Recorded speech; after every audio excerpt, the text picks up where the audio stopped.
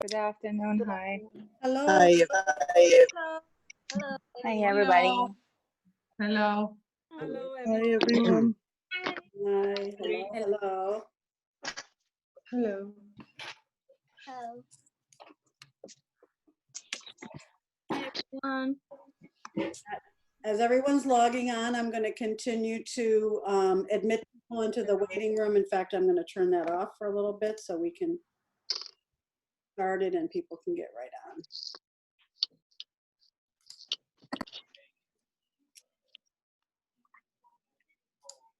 So I know it is 3 o'clock, so if everyone just gives us a moment, because it takes a while. We have almost 500 people coming on, and so it's going to take a few minutes to get everyone into the Zoom room. Thank you. Hello, everyone. Hello.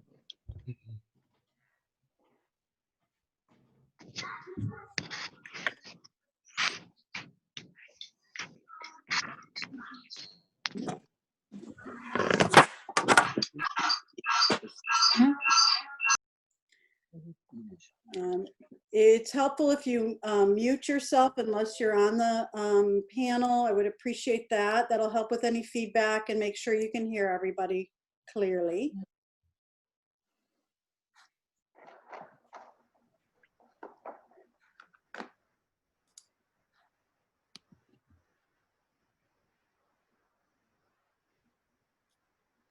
Good afternoon. Hello. Hello.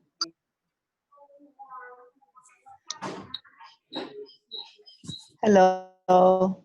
Hello, everyone. Hello.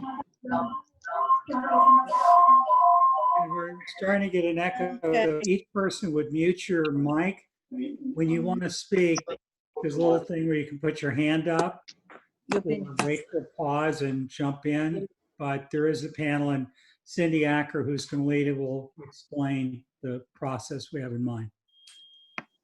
And there are several people who will be monitoring the chat room. Kitty Bravo, John and Jonathan Wolf. That would be great if you're monitoring, because I'm expecting it will be very active today. Okay. Hello. Happy to do it, Kev. Thank you so much. I'll help too, Kathy. Thank you. Hello. Yeah, I think, sometimes they're fast, and so it helps to have a few people looking at that. Okay. Well, we continue to have people logging on. We'll let that continue. I will welcome everyone, first of all. Thank you for coming to our Friday Town Hall. This, of course, is a very special topic, an essential conversation, something that's very important to us here at the IMC and the Montessori Foundation, and I know to the Montessori community as a whole. So thank you for coming, giving up time on your Friday afternoon for a very, very important conversation. I'd like to introduce a couple of people who are with the IMC and the Montessori Foundation and who are serving on our task force for social justice and the end of racism. And I will start with my colleague, Jonathan Wolf, who's senior consultant and IMC board member. We also have Kitty Bravo, Director of Education for CGMS and an IMC board member. I believe I see Andrew Cutt here somewhere. Also, Andrew's the founder and head of Oneness Family School and also an IMC board member. Leslie Heaches is here, head of the Renaissance School in Oakland, and she is an IMC board member. And we have Claire Selkowski here, I believe. And Claire is also a consultant and works with on our IMC board and has been with us for very many years. If I missed anyone who's on the board here, let me know, other than our founder and leader, Mr. Tim Selden, who is also here with us today. Additionally, we have Margot Garfield Anderson, who many of you know is our membership director. Let's see, I have Christina Torres, Christine Lowry. What else do I have from the task force? You know, it's too many people for me to see. But most importantly, I'd like to acknowledge that our leader of our task force is here, who's also a head of school and has been involved in this advocacy work for a very long time. And she has offered to lead our task force and also to lead this conversation today.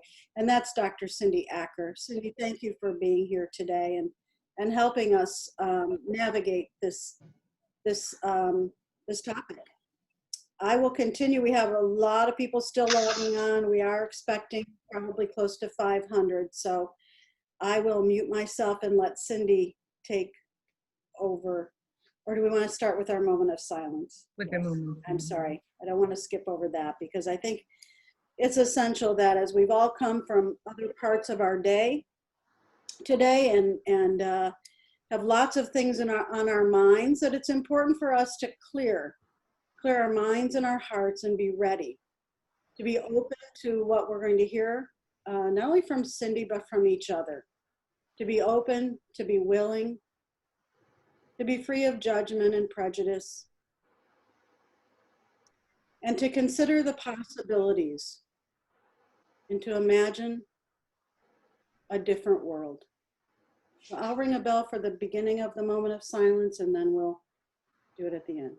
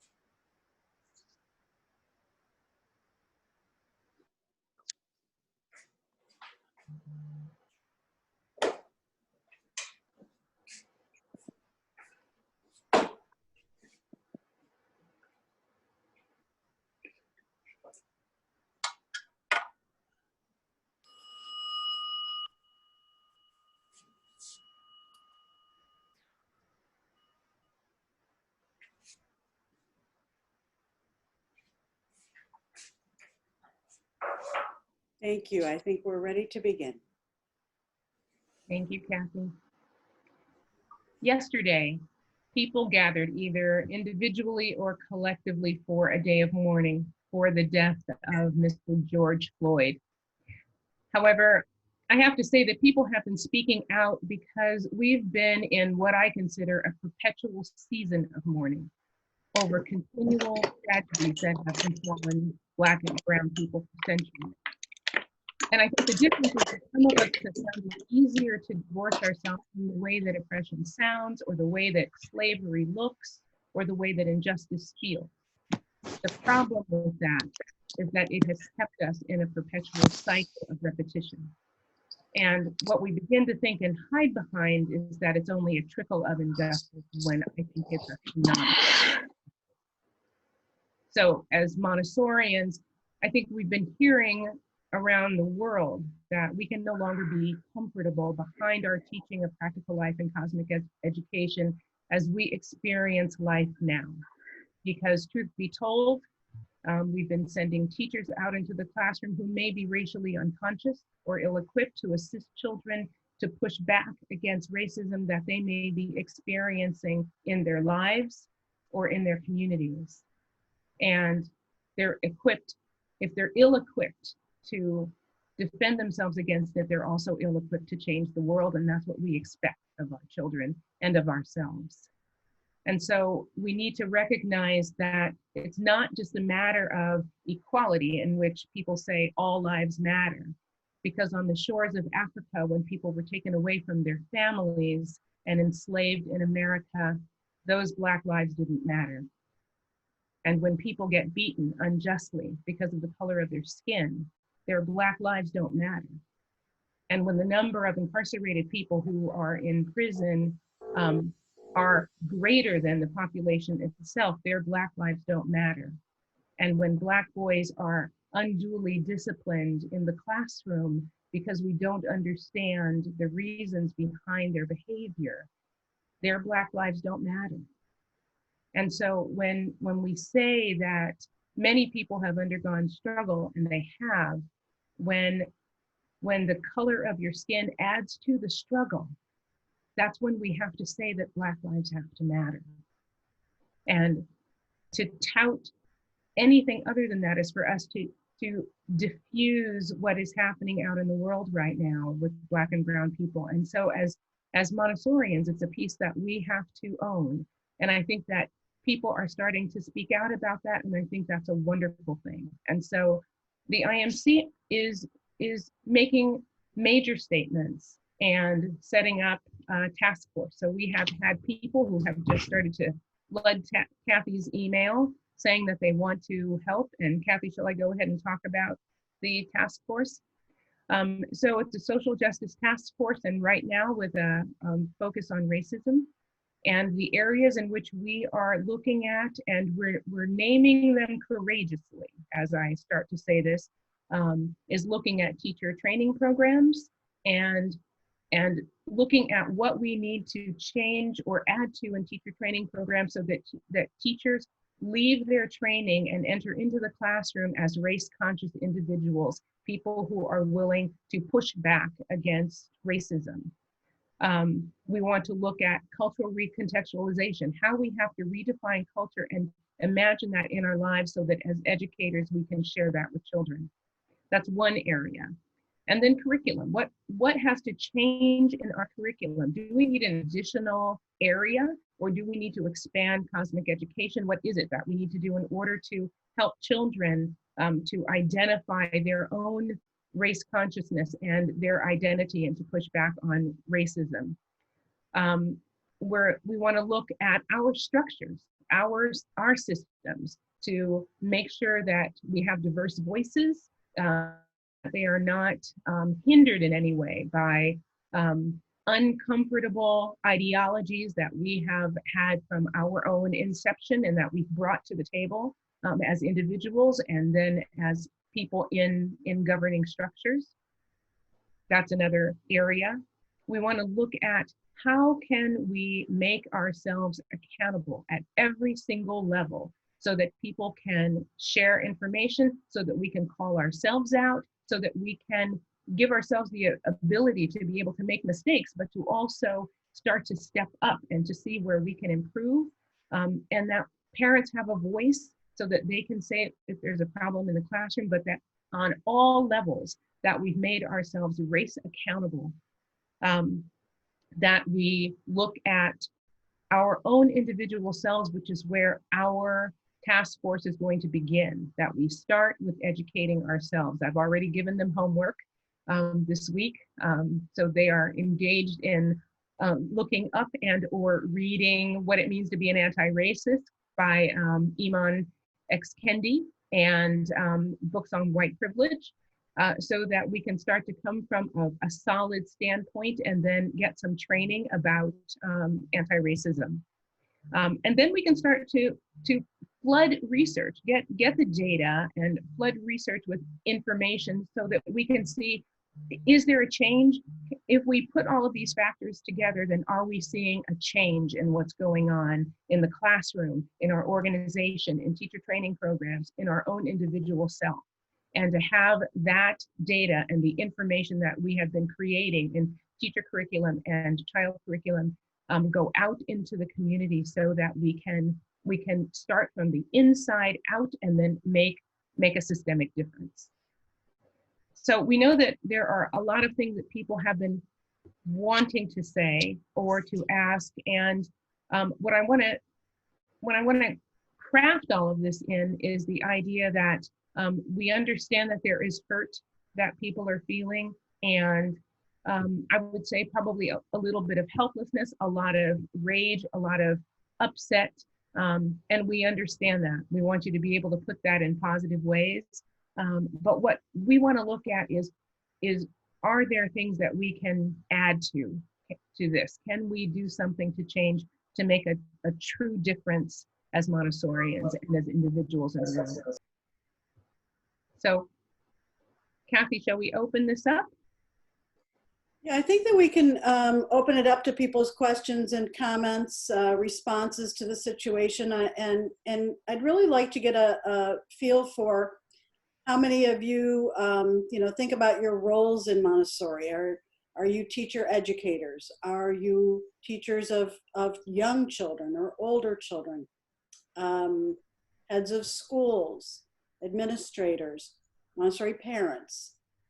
And let's think about, as Cindy said, we start with ourselves first. Think about our role and think about the effect we have on the people that we work with in our normal daily lives in Montessori. And I think, when we think about who we're impacting and how this plays out every single day of our lives,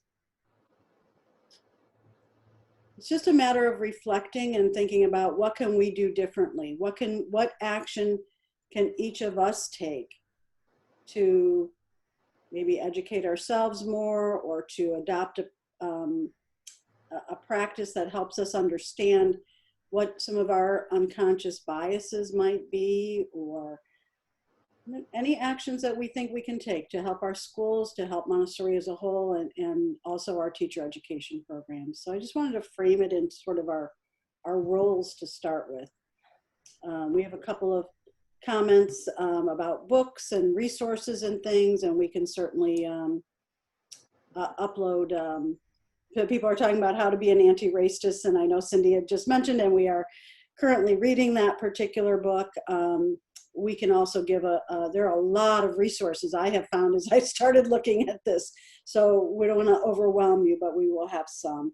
So we're really looking for your questions, your comments, how we can serve you to serve your schools and your students in a more just and equitable way. Can I speak? Please. Over these recent days and reading so many statements from different people, it's really helped broaden my understanding, and I really see such great need at every level. I know when I would hear people talk about white privilege, I would think, well, I don't feel like I'm privileged. I don't understand that. And so many things that I've read over this week have really helped me understand in a whole different way what that's about. And the fears that African Americans live with, the things that I as a white person don't even have to think about, that they have to think about, and recognizing that this comes to play. And how does this come to play in our classrooms with parents of our families from the global majority that may not feel comfortable, and we don't realize it because we sit where we are. And so one of the things I think we need to do to educate ourselves is try to find a way to better understand where everyone else sits and not just be within our own experience.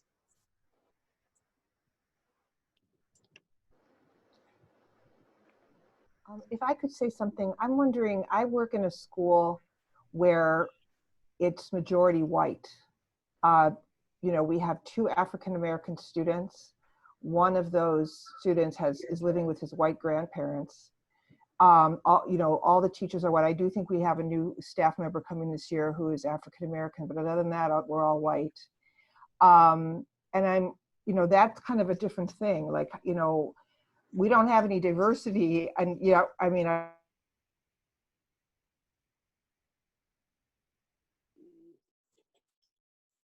think she froze, but she'll be right back, I'm sure. yes, okay. Anyhow, I did find this book. I had it for a while. So I started looking through this again. But anyhow, that's just the thing I'd like to throw out there. Is that a different thing? And if there are schools like ours that are majority white, where do we start versus a school that's more diverse? So Mary, Did you say the name of that book? Yeah, Mary, people are asking about the name of the book. You're muted. I'll put it in the chat.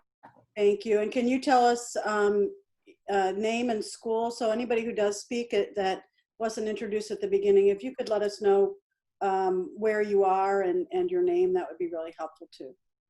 Sure. I would actually like to kind of amplify what Mary was just saying about. So my name is Christine Mendoza. I'm the owner and director of Art of Montessori in Sacramento, California. And one of the focuses that we have throughout our school is the social emotional intelligence. In every aspect that we teach, the cultural curriculum or history or any of those kinds of subjects, it's always it's girded by understanding the social emotional intelligence of compassion, of grit, of perseverance, of all that.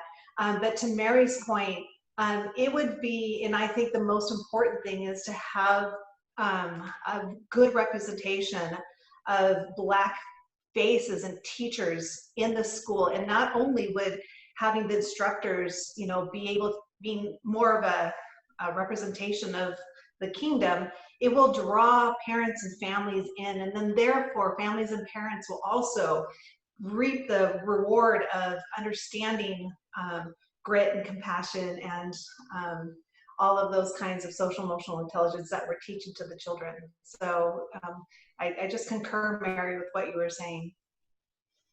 Can I make a comment? Yeah, Cindy, go ahead, and then I'm going to have Andrew go next. Go ahead, Cindy. Sure. I think that it is not schools that have more individuals of color in them that need to do the work. I think it's everybody who needs to do the work.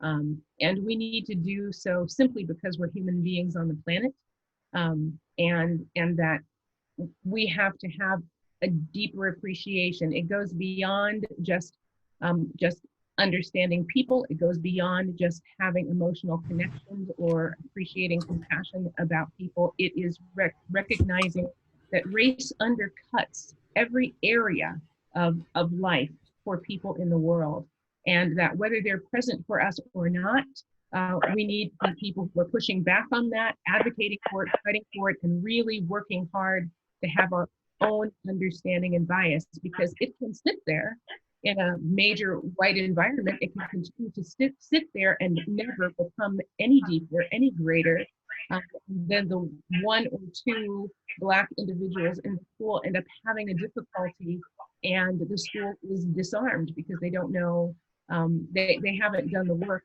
so that the issue is not there in the first place. I had to go into a school for a parent who whose child graduated out of our school, and he was the only Black child in a predominantly Asian community. And his behavior was different than the very, very quiet, docile children who were there. And he stood out as being a child who was wronged. And the community needed to do their work to just understand the differences in culture. And so I was called in, but it was having to undo years and years of personal ideologies and biases because they had never done the work. So all of us have to do that all the time.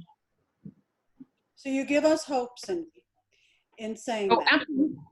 Because, you know, I think that I know I speak for many people who have reached out to me in the past couple of weeks. And you know how I've struggled with even putting a statement together, and, you know, how do we heal, and what are the words, and what will really make a difference, and what makes a change, you know, what really, we can all talk about things, but you give us hope that we can start where we are.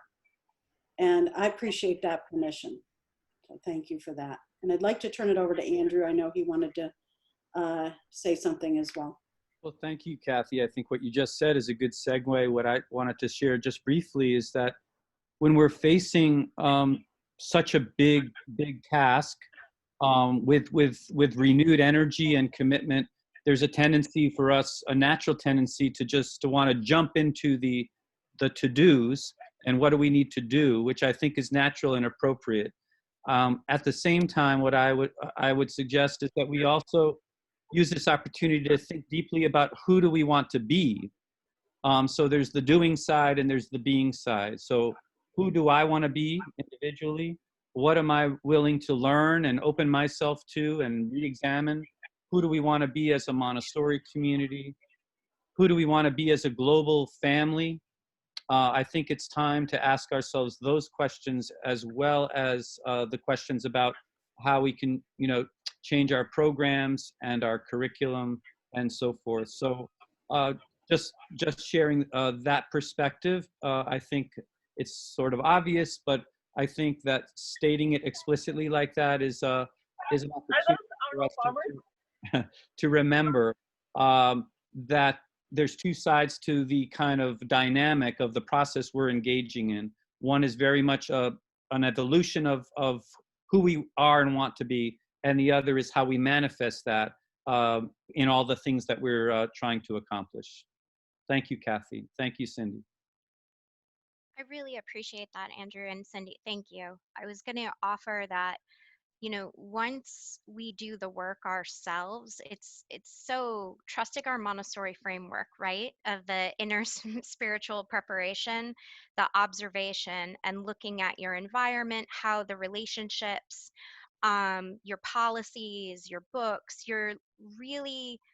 it's doing the work of how can I then bring anti-racism as a lens and a question and a framework for observing myself, my actions, my thinking, the policies and practices that are around me.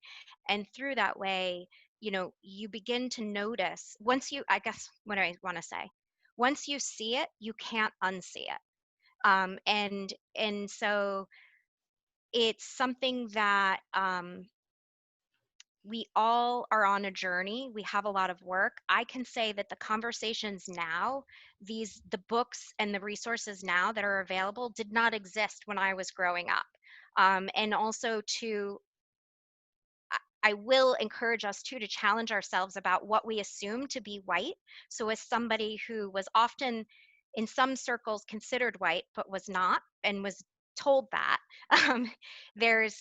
so expanding our understanding of racism and all the ways that this has been perpetuated through policy, power structures, is really important for us, and looking at then how that will help you find the ways of entering into what's appropriate for our conversations with our parents. I saw somebody in the chat mentioned watching news. that was a great example of noticing the messages we receive and where they're coming from a place of racism. Those are simple yet ways that really reflect your thinking.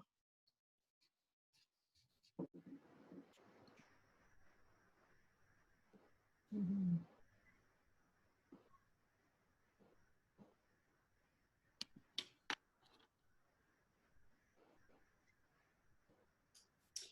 Kathy, anybody else in the chat? Well, we seem to have a lot of conversation in the chat about curriculum.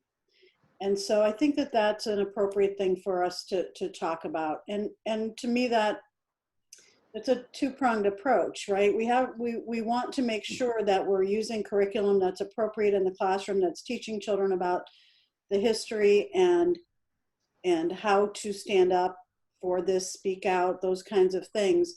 But if we don't prepare the teachers, I keep coming back to the teacher education portion of this, because if we haven't prepared the teachers both internally, as we know, the spiritual development of the teacher that Montessori talks about, and formally do this in our teacher preparation courses, and formally give people a reflective process to go through, not just teach them how to teach children how to do this. Right? So I see it as a multi-layer thing before we even get to how will we present the curriculum in the classroom with the children. So I you know, anybody's thoughts on that, I'm curious about, because there are a lot of questions that way. I think I'm Clara Logan from New Jersey.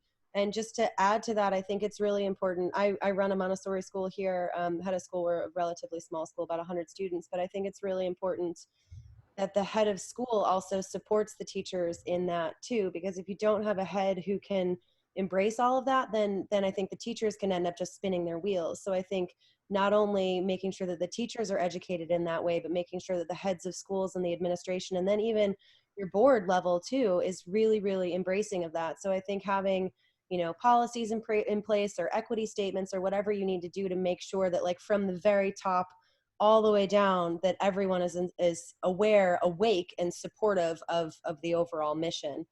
So I just wanted to throw that in there too, that I think the education and perspective of training of those who are in charge of the school is really, really important as well.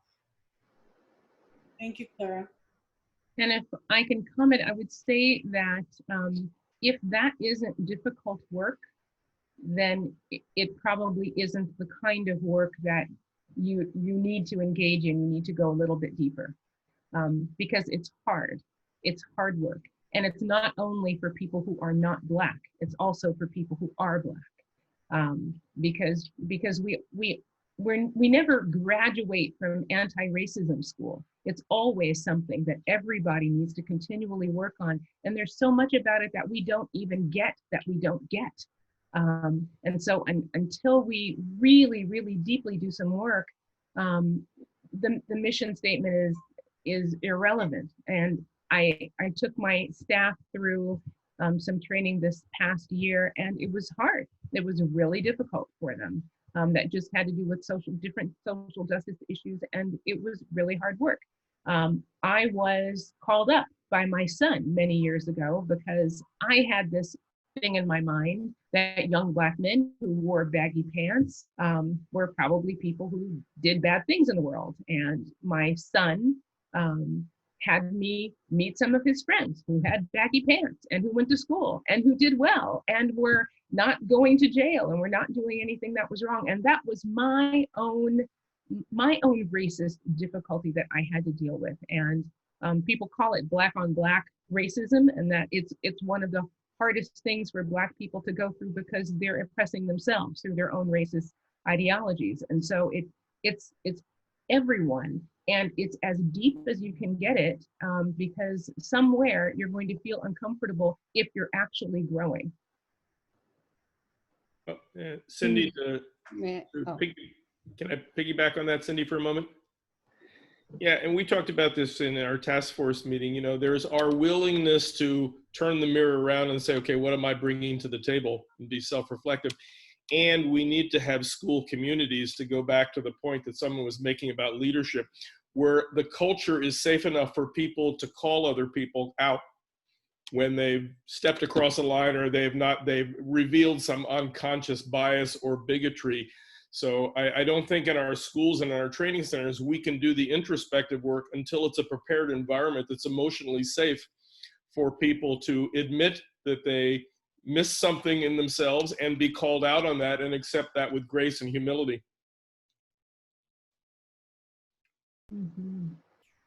Thank you, Jonathan. Kitty, can I ask you to speak, since we're talking about teacher education to a certain extent? Can you talk a little bit, not just about the curriculum that we might want to consider offering, but as the head of the IMC Teacher Education Committee and involved in our standards, and we'll be re-looking at all of that. So I just want everyone to know IMC is going to go inside out, right? Starting with us, looking at all of our policies and all of our practices as well. But Kitty, I think, you know, one of the issues that I keep hearing about teacher education is the accessibility. Is it accessible and affordable? Can people take time off and go somewhere and do their training? Let's face it, teacher education is an expensive endeavor.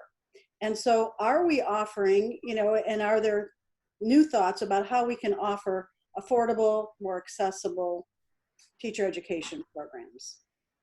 Well, I think we're all in a much better position than we were 3 months ago to consider the many different ways that we can educate and the way to make different kinds of learning experiences accessible through Zoom and other online platforms. And I know for myself, I'm thinking, you know, the first thing that came to mind is, you know, let's get some webinars going that and make them free initially. That there's, you know, just some basic information that that we need to get out there. That we need. I mean, I can't teach it. I can only be part of helping to facilitate it happen. But that we and then, you know, I think absolutely training programs need to look from the inside out. And I don't see this as, well, we'll just add 2 weeks on anti-racism. It needs to be embedded throughout your course. You need to be, you know, we need to be asking ourselves a lot of questions about our implicit bias, from not just about racism, but about gender issues, about poverty, about so many different topics that affect who we are as teachers. And that needs to be such an integral part of our training. One of my concerns, and one of the reasons that I jumped in with Tim and John and Mark Selden with CGMS 14 years ago, was that there was not enough time in the traditional teacher education programs to have the discussions that needed to happen. And one of the things training programs have to do is build in more time in their courses for deep discussion about these topics, as well as child development and how we meet the needs of children. I mean, there's just so many important topics, and this is, as I said, just has to be integrated throughout. And I mean, yes, I think you know, we need to point blank have some time where we discuss teaching anti-racism, but it should be throughout the courses. That's how I see it, and what we'll be working to do. And it's going to begin with training faculty so they're prepared to have those discussions with people. Kathy, kind of in line with what you were asking, I think that it's really important that schools and training programs look at the demographics of teachers, because children need to see themselves, and so we need more Black teachers. We need more teachers of color where there are not teachers of color, so that children who are underrepresented in a classroom have a model that they can connect with, and It's so important for children to be able to see people who are like themselves and not, to be able to see Black teachers, Black educators in positions that people look up to, and that they respect, and that defy the stereotypes of the lazy Black person who can't do anything. I think it's really important that we do the work of trying to bring in people and educate them and allow children to be able to see themselves in the adults around them. And one thing I will offer for everyone, one thing that we did very intentionally in our school was make sure that everyone is called a teacher or so that there's not calling our, one of the things, because we were a school that was really looking at how we could model social justice and equity, there was language that was showing power between teachers and assistants that was filtering all of our conversations, and where people were not, and so we stepped back and said, how then are we creating spaces where we're truly valuing every individual here and not making them afraid to speak? And that it was one of the things we did, and we had it was our board, our parents, our whole team. Said we're all team members. I'm the head of school. That's fine. I'm a team member. I may have responsibilities that are different, but I am a team member. And we sat in circle. We were very intentional of the ways that power was influencing conversations, and that power dynamic comes from racism. And so I just encourage you to think about, if you're looking at this is one thing I have noticed sometimes, that it is people of color or people who are African American that are the assistants. That person can be sponsored for training. That's an easy way for us to get more people who are Montessori trained. And one thing that I heard many years ago, not many, actually just a few years ago, and it really took me aback, was a person of color telling me that that the persons of color were not comfortable in Montessori training, that they often did not feel heard, did not feel their did not feel welcome. They took the training, but I just couldn't imagine that they didn't feel welcome. But I have to imagine it. That somebody didn't make this up, and they're not going to come to our training programs if we don't make them welcome and hear them and understand them. As Val Weiss says, be color brave, not color blind. Really recognizing who they are. I think there's so much to learn from other people's lived experiences. And I think as Montessorians, we can often put ourselves in a position of knowledge and authority in which we're giving out the information that we have learned as Montessorians, but we lose the lived experience that other people have, because the world has shifted and many people of color have a different life that they live than other people. I can remember having my child go through an IQ test and failing part of it because she didn't answer correctly, what do you wear when you come into the house, or something like that. And it was supposed to be slippers, and we always took our shoes off, but we didn't put slippers on. And that wasn't her orientation. Or as a teenager, someone came to her and said that they were doing an article on someone who was Black and sports, and she wasn't someone who was sportsy, and that wasn't who she was. That wasn't her lived experience. But no one heard that and listened to that. And so for some children, looking at beings in practical life work, if they are someone who has trouble being able to have food in the house, gives them a completely different kind of connotation. It's like we need to hear the lived experiences of our teachers and bring that into the training programs. We need to hear and know the lived experiences of our families and incorporate it as opposed to making it something different, othering it. Cindy, will you tell the story about the child walking with her hands in the air?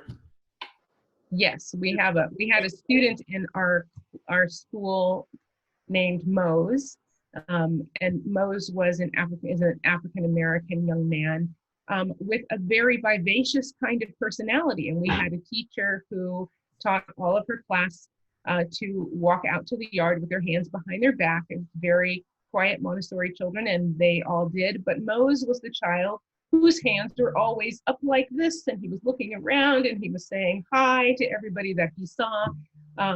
And the teachers felt that he had a behavioral difficulty, but it's not that he had a behavioral difficulty, it's that he was Mose. And inherent within his culture, people were just loud and vivacious, and so was he. And that behavior was who he was as a child, and in his family, it wasn't poor behavior that needed to be disciplined out or corrected out. And so the teacher needed to change up her need to Montessori him by having his hands behind his back and to recognize that he was who he was and to not make that wrong. Thank you. Yeah, and we have a question here that I think needs to be talked about. Teaching about our differences is important. This is from Nicola. However, where do children learn about racism? So she's saying it's in the home. I'm just curious about that. We see examples. Can I add into? Can I mention that and then put it out to the panel? Yes. There's a term that's called racial literacy, and it wasn't called that years ago, but someone coined it. A woman whose name is France, and France, and she drew from a custom that happened in Africa where parents tell stories, and anybody who has seen Roots has seen what that's like to tell a story and have that generationally passed down. Stories are something that were very, very inherent in African custom, but African parents at some point began to see the need to teach their children how to defend themselves against racism, and so they did that through stories. And so they would talk to them about ways that they can defend themselves, the pride that they have in their own race, and things like that to build them up. And so, yes, it's something that originated in the home because there was no other structure for that to occur. But now we have a nation of people who are thirsty for the same information. They didn't get it in the home. And so it just has to occur, period. And so it's on us. It's just on us as educators because we have the children. And so we need to do the work. First we do it, and then we support our children in being able to do it. So it's everybody's task now. It's the village. And Cindy, I think there are, I'm interested in other people's opinion about where this comes from, but I want to go back to one of our first comments that Mary made about being in a community, being in a school that's all white. And she's in a community that's virtually all white. And so how do we, that's a bigger problem than one teacher can solve in her classroom. I get it work for all of us, Cindy, but what in the world? I mean, how do we attract teachers of color to come into that setting? How do we attract families to perhaps travel from another part of town to come to that particular school? This isn't just recruitment and admissions like we're used to. This is changing the culture of a community. Can I make a comment, Kathy? Hi.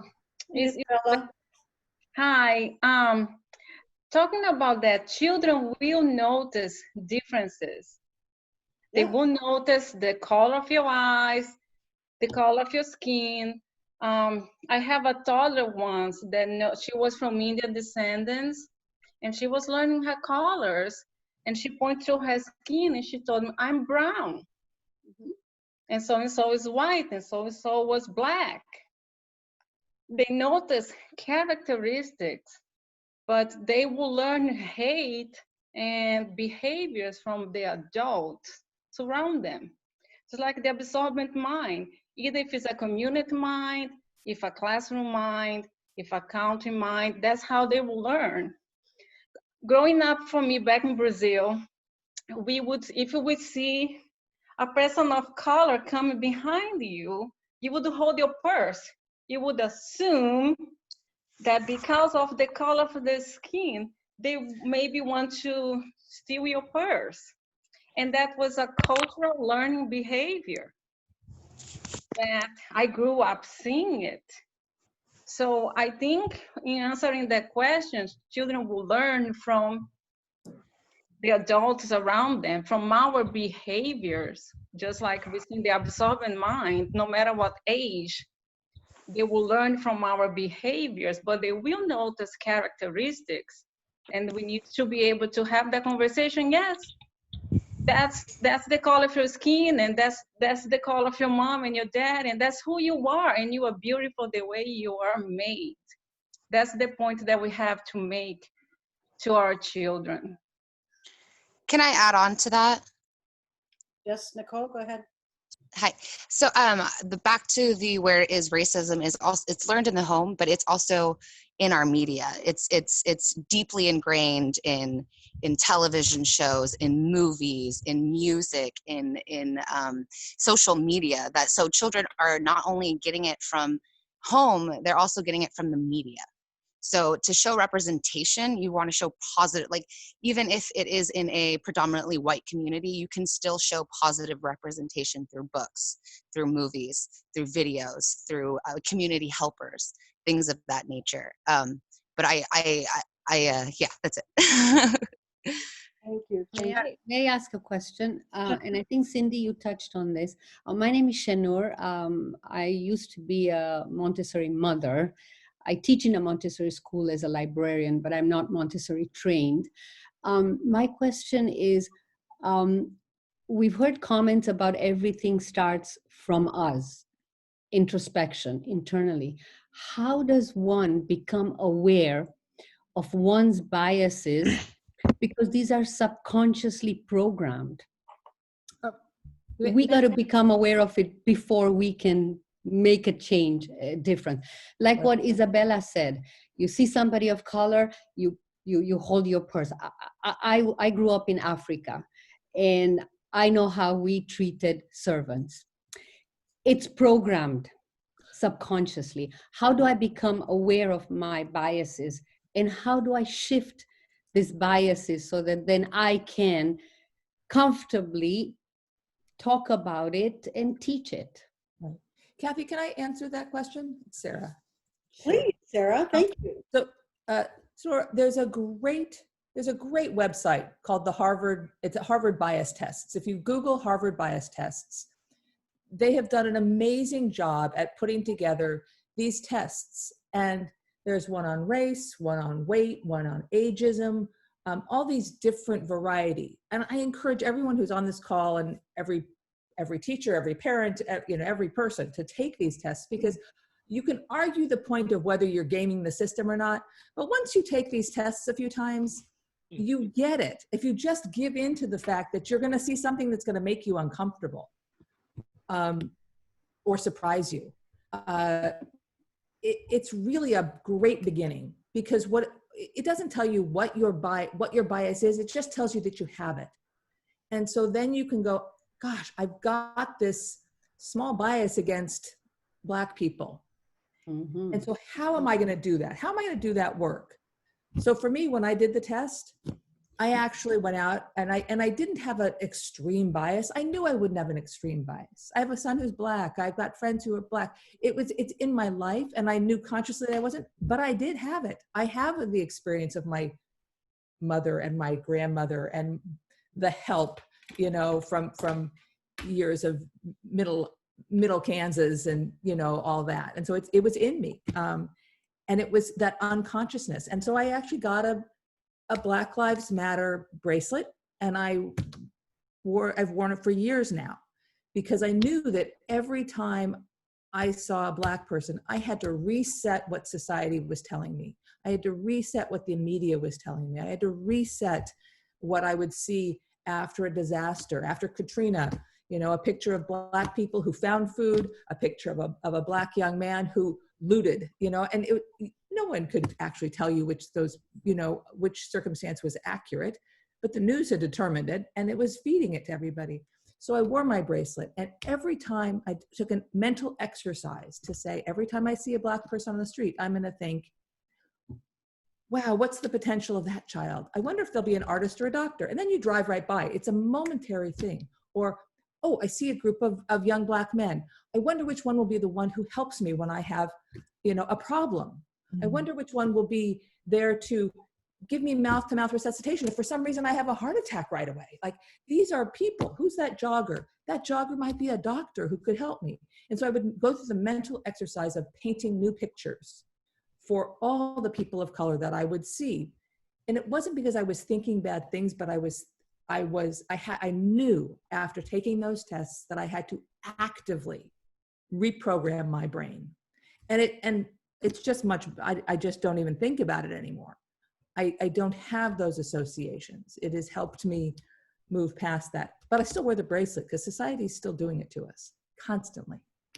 So Sarah, just I want to extend on your point, and thank you for inviting us to do that. I'm certainly going to check into those Harvard bias tests. What if we imagine that everybody in the Montessori world who serves children, parents, educators, leaders, did those bias tests, and then we had a discussion in our school communities, parents and teachers. This is what I found out about myself, and we transparently shared this and gave ourselves permission to call each other when we slipped. I mean, what kind of a school culture would that be? Now we're not only doing the first period of the Montessori lesson, the bias test, but now we're embedding that awareness and mindfulness right into the school community, so adults are supporting each other to continue that work because they've revealed that to one another. Right, and we did do that. We did that at the Child Unique. No, you did. And it was really interesting, and we did it again with a new group that entered. It was a small group, and it was amazing for one woman to take it, and she said, I didn't realize I had a bias against women. I actually have a bias against, and she was like really shocked that she, you know, and this was a young woman. So yeah, I encourage it, absolutely. I'd like to make a comment if possible. Hey, Michael, go ahead. All right, so I feel the Montessori, first of all, my name is Michael Crump. My wife is the owner and director of Montessori Village Academy here in Henry County in Atlanta, in the Atlanta area. And she's down there, actually.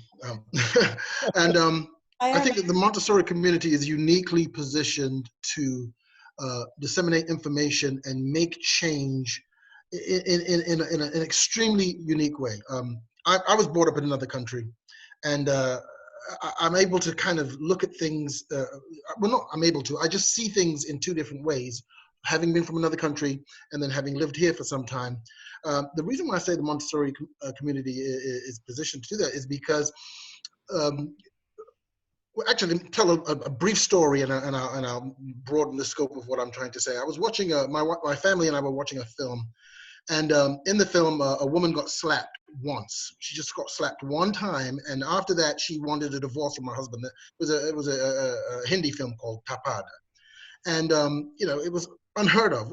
You get slapped once, you know, and the movie kind of encompassed all sorts of scenarios as to why this woman should or should not be getting divorced after just one slap. She got slapped in front of about 50 people. And it was interesting because halfway through the movie, one of the moms declared, you know, there are many reasons why this is acceptable in our culture, but we did this. I'm not, by any means am I saying that is this a mother's fault, but she said, us mothers teach our sons. We are the custodians of our sons and our daughters, and we teach them at some point that this is okay. And even though they're holding the handlebars, even though they are, figuratively speaking, they are teaching their sons and raising their sons, it creeps in with other forces at play. And eventually, you know, this young man or these young men believe that, you know, women are the lesser of gender. And in a squabble with his wife in front of 40, 50 people, he slaps his wife and he thought it was okay. And the movie kind of explored why it was okay and then explained why she didn't think it was okay. Case in point is that these biases are learned. There's no doubt about it. Hispanics, whites, people from all different cultures jump on the boat by the boatload to travel to countries to visit other cultures, Black cultures. Crime doesn't come to mind in those situations, but because you're going into a place where there's sometimes dangerous cultures. But in the United States, having come from London and living here, there's a bit of a difference. I've seen it taught. I've seen the people change. It becomes, it's in the media. It's hidden in places and in cracks and crevices. And it's the strangest thing that at some point, my daughter, who in middle school some time ago, would come home and tell me how young children were spouting their differences, political differences. Some of them were Trumpian, some of them were, had other kind of feelings about different things. But I just found it hard to believe that 9-year-olds and 10-year-olds had such polarized views. You kind of you piggyback on what you're hearing in your home. You jump on that wagon.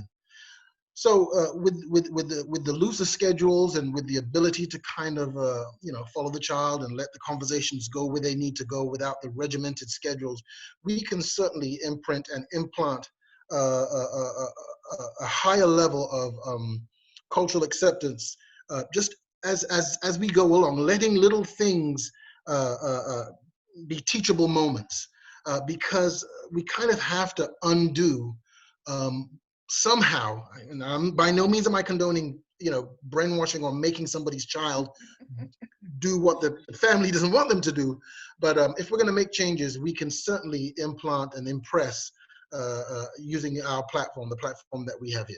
That's, pardon me for rambling.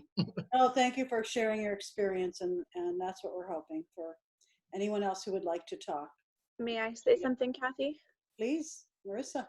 My name's Marissa. I work at the Renaissance International School in Oakland, California.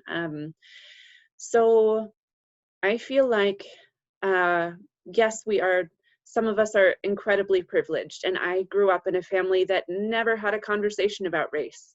So I had the privilege of not having to have a conversation about race until being an adult and realizing that I live in a world, we have always lived in a world where it is an issue, and people are treated unfairly consistently because of that. But I feel like we have the unique position of being able to give grace and courtesy lessons about race, just like Michael was saying. We give these lessons about how you say hello, how you are polite, how you wipe your nose, and we can have those conversations about recognizing that somebody looks different, but also finding the ways that they're similar to us, or finding the things that are special about them, even though they look different. And there are so many books that are available that I work with 2-year-olds, and we did lessons this week using books that talk about differences in eye color, differences in hair color, and then doing an art project around that. It doesn't seem like it has to be so stressful for us as teachers to just say, look, there are differences, and we can give them names, we can identify them, and we can move on. And we can continue with what we already do to talk about empathy and compassion and things that are already built in, and just bring in this other aspect that some of us have never talked about because we thought it was taboo or we shouldn't talk about it. And I think that it should not be taboo, because then people don't know, the children don't know what they can say. And that hurts everybody. I also think it's important to I want to share. Oh, go ahead. My name is Arlette Crump. I'm Michael Crump's wife. I think Shanor asked the question about just how do you deal with what's inside of you. When I first came to Montessori, which I knew nothing about Montessori, being a teacher for like 15 years in public education, The thing that stood out to me was the word transformation.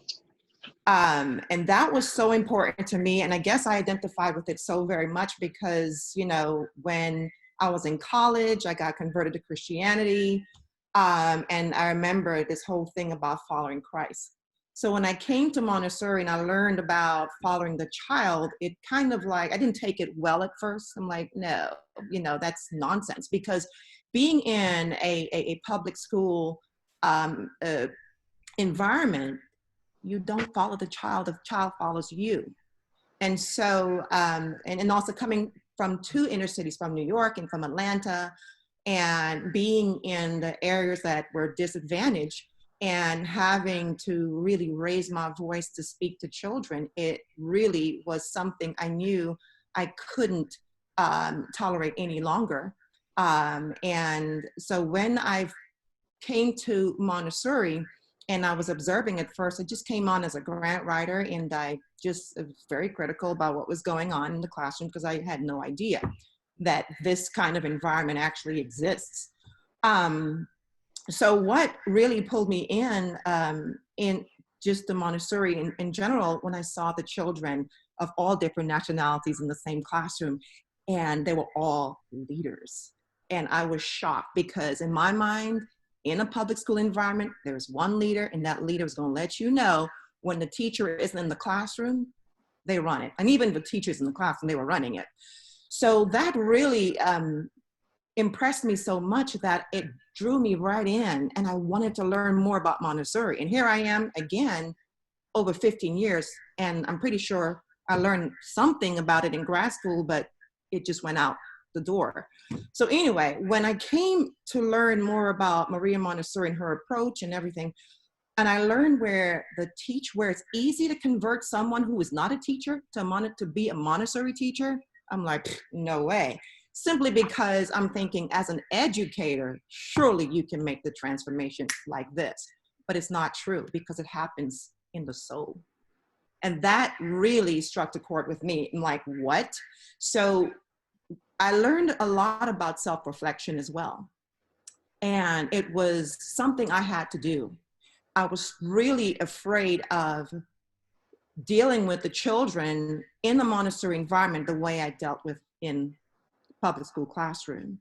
So I knew that I had to go through this whole change. And of course, coming in and seeing the curriculum is so different. It's so structured in the element in public school, where you've got this teacher's guide to follow, you've got the standards to follow, the checklist to follow, the testing to follow up with. And in the classroom, Montessori classroom was so different. So I struggled with that a lot. And I think what I was experiencing from the parents were, there's too much control, like she's changing it. And I remember being in my closet 2 o'clock in the morning, crying my eyes out, because I had a handful of parents going to the administrator and saying, she's changing this and she's changing that, and that's not Montessori. And I remembered feeling so crushed that I said, you know what, I'm just going to help myself to submit. And it took some time. I spoke to my teachers in Montessori, I spoke to the administrator, and I got help, but I had to go through the transformation process. And I think when it comes to talking about our biases, racism, whatever, fill in the blank, I think it comes back to our self-reflection. It comes back to the transformation that needs to happen inside of us. Because yes, we're adults, we're capable of seeing, and we have to go through it, because our children, as we know, we are the role models in the classroom, and our children must learn from our behavior, the way we interact with others as well. And something else I wanted to share, as you guys were talking about, how do you draw more minorities to Montessori? Here's the thing. There are a lot of educators who do not know about Montessori. They don't. And I on Instagram, there's a school that wrote something about Montessori basically is for whites and the rich. So you don't know much about it if you are living here in America and you're Black. And so I do like the idea, Cindy, about reaching out to teachers or to just African Americans, come on, and just letting them come on board, because the churches are now seeing that. The churches are now saying, we're too white. We need to have more talks about having the church be international. And I do know, and I have read, that Montessori is the solution to world peace. We do have the solution, just like Michael said. Cindy? Arlette, Kathy, may I beautiful, say beautifully articulated. Thank you so much for sharing your thoughts. Kathy, may I break in? Hillary, go ahead. I'm sorry, guys. My phone has just started to ring, but I'm just going to let it ring. I'm at work right now. We are in session. I know those of you who know me know I grew up in South Africa under apartheid South Africa. And I was obviously a privileged white child. Well, maybe not obviously, but anybody white in apartheid South Africa was most definitely a privileged white person, right? Shanua, I don't know if you grew up in South Africa. East Africa, Kenya. Okay, yeah, so your experience would have been similar. But yes, very much. But not legislated apartheid. No. Yeah. But very subconsciously lived. But I grew up in a family that is 100% British. The heritage goes all the way back. And as such, my father ran a very large, very influential international company there. And he went against the government. So in my early teens, I watched my dad get nearly kicked out of a country. And before paparazzi was a word, we had paparazzi at the top of the driveway. And I, at 18, dealt with the paparazzi because he went completely against the government, guys. He recognized the first black trade union, private black trade union, and it was illegal at the time. So we had our phones tapped. I couldn't say my name at university when I went, or blah, blah, blah. But what is interesting, and that I would like not for anything else other than a perspective, is that I had many friends of different colors. I would go to their houses, they would come to our house. But we would talk about the differences in our cultures. We weren't so much interested in the color of the skin, but we were interested in the differences in our cultures, because you could come to my house and you stepped into a British household. I would go to someone else's house and I'd stepped into whichever type of household. South Africa is a bit like a mini America, guys. It's got a lot of nationalities in it, right? And we used to laugh and joke and point fun at our idiosyncrasies of the culture. So with any of the Indian people, they used to make jokes about the way they spoke English or things like that. And we used to, and the white people had this kind of a joke. And we could say this amongst each other and we'd just crack up. Now, I'm not saying this is a time to crack up by any means, believe me, but we could look at each other's differences with a slight humor, and the serious, with it not being so serious, we could therefore then have serious conversations with each other about real things that were hideous, right? Absolutely awful. And I think sometimes we got to be careful, particularly when we work with children and the older children, and I'm thinking of the older children because I think we do need to have these more serious conversations. We also have to have some lightness to it as well, so that they can hold that space for this, right? Because I know when I grew up in that, it just allowed there to be that really real conversation of what is it like for you, and what is it like for me, and how is this wrong, and how can we change, and what can we do? So just wanted to give that perspective to the group. Hillary, as you were talking, if I may, I just say so, who came to my mind was Trevor Noah. You most probably know of him. Absolutely, yes. Just amazing guy, just amazing. He's internalized it, and he's aware of, consciousness. But Arlette, I just wanted to say one thing. What an amazing transformation you went through. But with Montessori, the root of Montessori education, and Maria Montessori said this, is you got to look at each child as a spiritual being. And when you do that, all your biases just break free. And that is the root of Maria Montessori's message. And we're fortunate to have her amongst us, her philosophy. So thank you. Thanks, Shanur. Cindy, I'd like for you to have an opportunity to say a few words. I want to be really careful. I think that as Montessorians, we have a unique opportunity, a unique platform, a unique pedagogy, and a unique opportunity to experience our own spiritual transformation. And at the same time, in Montessori schools today, every school, every person, there continues to be racism and bias. And so I just want to caution us to not believe that we're already there because of Montessori's teachings. And I'm going to turn it over to Cindy. I wish we were there, but we aren't there. And a part of that is probably because over time, it's the entire mentality that has been one where racism has been allowed to just continue like a thread through the fabric of history. And just as I think it was Michael who talked about things being within someone when they're growing up, not only do we have ideologies that we have developed from our ancestors that we might not even be able to put our fingers on. How did I get that? Like when I grew up knowing that Black people didn't eat lamb. I don't know where that came from. I just know that somewhere in my childhood, we never had lamb and we weren't supposed to have lamb. And it wasn't until I was 18 and went out somewhere and it was on the menu and a friend who was Black asked me, did I want some of his lamb? And I thought, it's not something that we can have. It's like, I don't even know where that came from. I just know that it was way in there. And that's how racism creeps in. It creeps in through the history.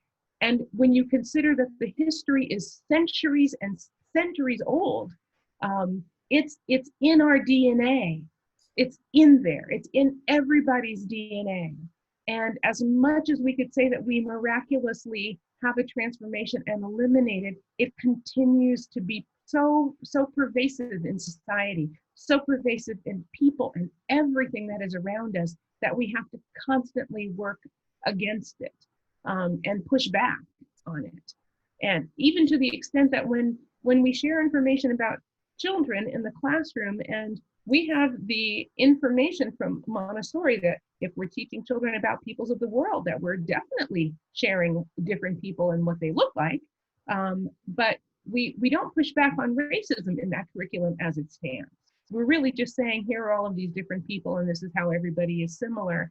But we don't cut to how that difference ends up really manifesting itself in the world.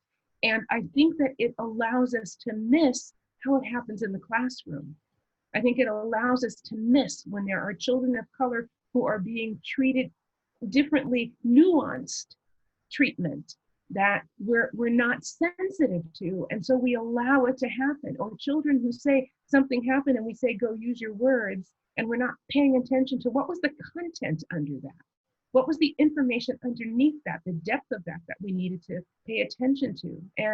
And as educators, when we're in our conferences, when we're in our communications with each other as teachers and we hear differences, we have to hear ourselves and how we take in that information about the differences in each other and put that someplace and push back on it when it's racist. It's like this death of George Floyd brought up so much for so many people, but he is one of so many Black people who have been oppressed and killed over the course of time. That's the one that was caught on camera. And when you scale that down to just our everyday living, there are little things that we continue to do that we miss and we don't call it out and we're not sensitive to it. And we need to develop that. And we need to know that we never reach that place of being above it, that it's always something that is there that we have to look at and that we have to call out and that we have to educate ourselves about, and that we need to pay attention to that in our classrooms. And make sure that when we're sending children out, they're prepared without with the tools that they need to be able to have to identify things that are racist statements, and not to just ignore them, not to be a bystander, not to be ignorant to it. Cindy, can I add to that? Yeah,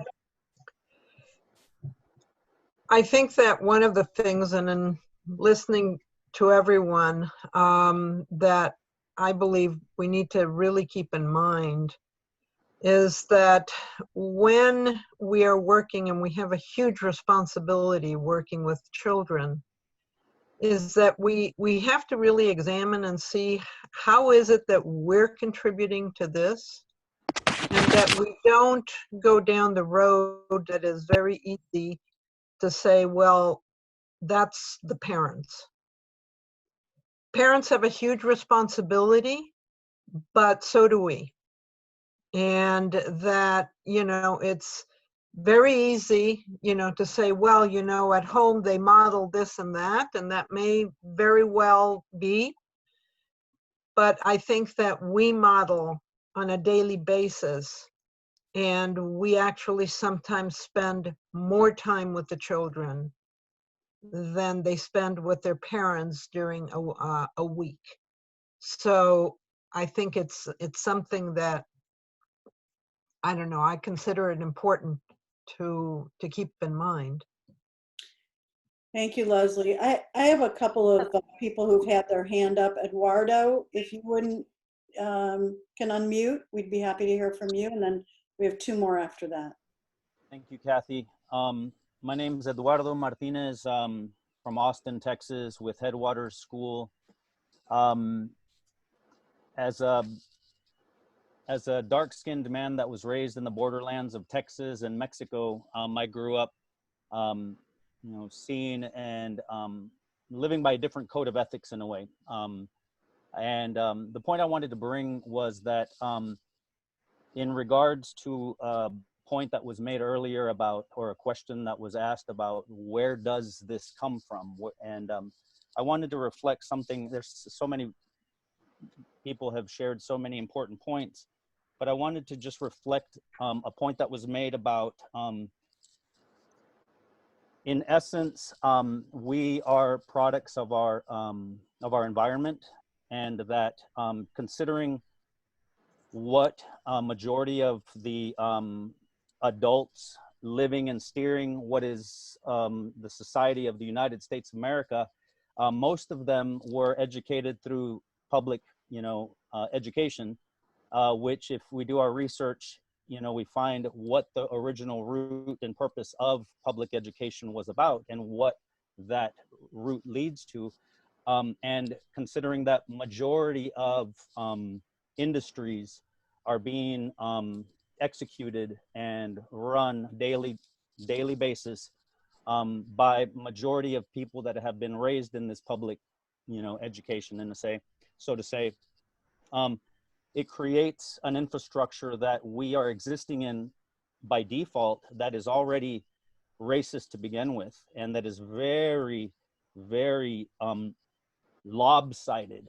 And no matter the work and the approach that we continue with the work we're doing in our classrooms, I think reflecting back on what was brought up earlier by Ms. Cindy Acker, that to do that work that we need to do to spiritually prepare ourselves as Montessori guides, to really get into it in regards to all of this topic, all of these various topics that all interweave, it's very uncomfortable work, and it's very tough and challenging work for ourselves if we're really doing that particular work.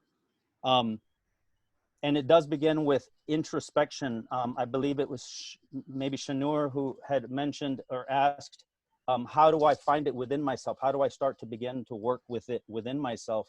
And I think the willingness to look within and really consider how you were raised, you know, what sort of culture, what sort of education system you were raised up in, and be willing to accept that a lot of what we learned could have been biased to begin with, or could have been wrong or backwards, and be willing to accept that and slowly dismantle it and look at the bigger picture and put it back together.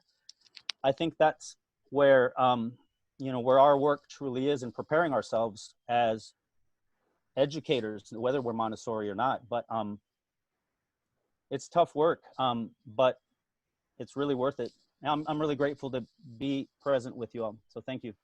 Eduardo, you perhaps heard this quote, but Montessori said in one of her quotes on the spiritual preparation of the adult that this is the most difficult part of her training, the transformative spiritual work, without which, and I'm quoting, all the rest is of no avail if you're not doing the inner work. So thank you. Thank you very much, Eduardo. We have, I think it's Tamara, if I'm pronouncing that correctly, who also has her hand up. So if you can unmute. I do. Hi, thank you so much. Jonathan, I love you. I know, Tanya, I love you. Hi, so I'm Tamara Hammer, and I was a Montessori teacher in Bermuda for many years, and now I'm in Florida, and I'm a public charter Montessori teacher for 6 to 9-year-olds. And I just want to thank you guys for putting this on and for trying to tackle this issue, this huge problem. You know, it definitely is. And I think Montessori is, you know, a great, you know, example of how we can make the change, and we can help, you know, to change little children. You know, we can help to fight this. It's an injustice. It's inequality. We can help them. So I definitely wanted to start by saying that, you know, and a lot of what you guys said, definitely I agree with completely. You know, the racism, it's an unconscious thing for a lot of the time. You know, I mean, a lot of people are saying, where does it come from? It must have been taught by their family, but it's not only that. I mean, I think a huge majority, like other people said earlier, comes from the media and only seeing one type of person, you know, when you turn on the TV, or another type of person when it's something negative. You know, I'm sure that some of you are familiar with the doll test. I don't know if you're familiar with that, from Brown versus Board of Education. And that was a test that was done where I think it was like 3 to 7-year-old children, and they were presented with 4 dolls, and they all looked exactly the same other than the color of their skin. And the children were from all different races, and, you know, and the dolls that they said were the ugliest were the darker ones, you know, and the ones that were most likely to fight were the darker ones, you know. And so and that was even the Black kids, you know, that said that, you know. So it's definitely more than just, you know, a parent speaking negatively about a certain type of person. So it is definitely ingrained, and it's definitely deep rooted, you know. So it is going to take a lot of work, you know, to make that change, but I think that we can do it, and I'm so grateful to be a part of it. And, you know, anything that I can do to support it, I'm definitely willing to be a part of. I know that I've had conversations with Jonathan, private conversations, you know, where when I moved from Bermuda, which is, you know, I was very sheltered in Bermuda. It's, you know, it's an upper class island, you know. A lot of people that are of color are very influential there. So, you know, when I moved to Florida or moved back to the States, it was like a culture shock for me, you know. So even me being a person of color, it's hard for me to relate all the time to my students that are people of color, you know, children of color. So I think it's a process, and it's gonna really take all of us to help, you know, and to stand up for it, and not to be silent, and, you know, say the injustice, you know. So let me check my notes, see if I missed anything. I think that's it. But basically, yes, I'm just so grateful to be a part of the Montessori community. I think that, like Kathy said, you know, Montessori is definitely one of the ways that we can help, but we do still have a long way to go. So thank you. Thank you so much, Tamara. And I have Jennifer next. You can unmute, Jennifer.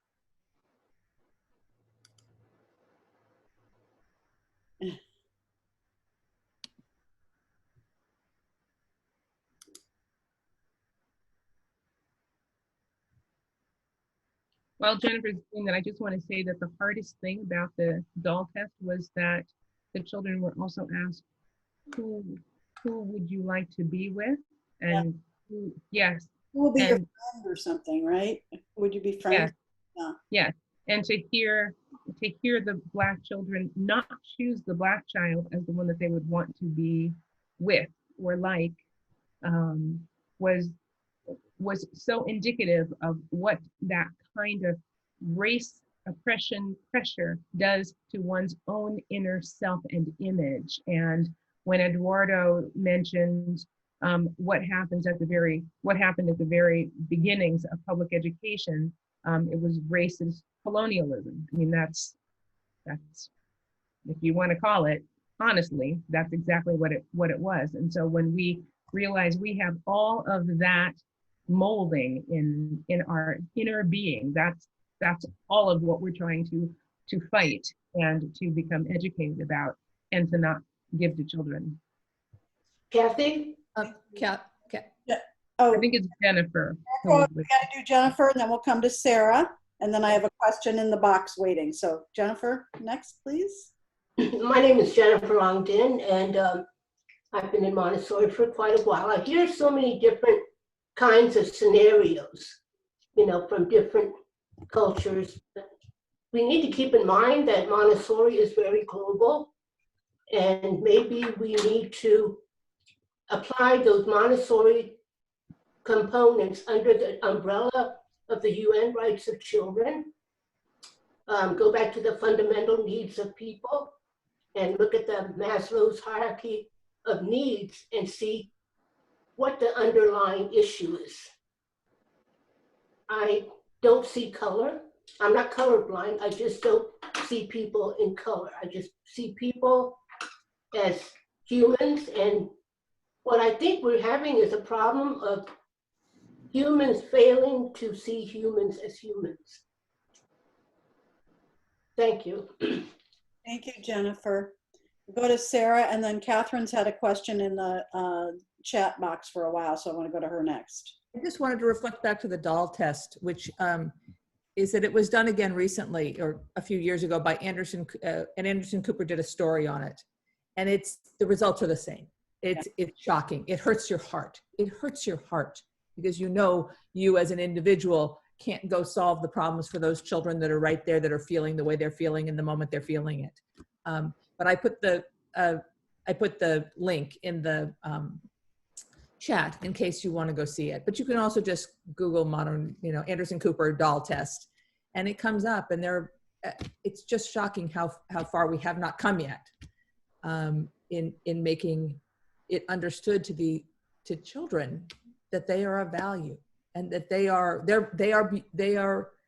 right to choose dolls of their own skin tone or images of children of their own skin tone. That when you look at them and they say, no, that one's bad and that one's good, and I wish I was that one, and it's not what they are. But it's today. It's still happening today. So anyway, it's in the link. It's heartbreaking. Thank you, Sarah, for the link.